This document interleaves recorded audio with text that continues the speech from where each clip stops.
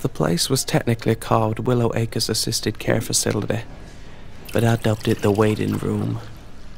Only once my dad asked, "The waiting room for what?" And I said, "You know what?" And he never asked again. And of course, as always, my mom in her sad, small room, the one empty of nearly all traces of life. A sterile box with a single table, a single chair, a single bed, and the few mementos that I placed about, hopefully.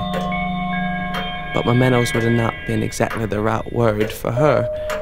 The right word would have been objects. Though many things my mom said after her fall could have been taken in 100 ways, what she next said was clear.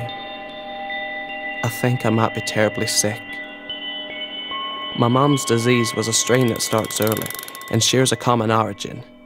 All sufferers of this particular strain are at the most the 12th or 13th cousin of any other. It was then I decided, no matter what, I would become an expert on the human brain. Once upon a time, we were normal. So much has changed. Sometimes in my imagination I would tell May, "You wouldn't believe what's happened. What the world has done to this place. Our little town of High Plains. The world now builds houses in a matter of days and our little farm is surrounded. Once the most silent place I knew, now roars and wheezes with car traffic. I once believed I cared more about my brother than any person still living. But I was wrong. I cared even more about the woman he married, the woman that my brother, at times, seemed to hardly care about at all. Look at me, still jealous after all these years. But the true reason I will not part with the sagging, peeling remnants of my family's farm was simple.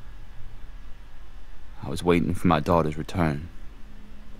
And here I've remained, left to silence in this place with walls that barely stand. My mom would tell me stories of a land called Isadora, a land without memory, where every need is met and every sadness forgotten.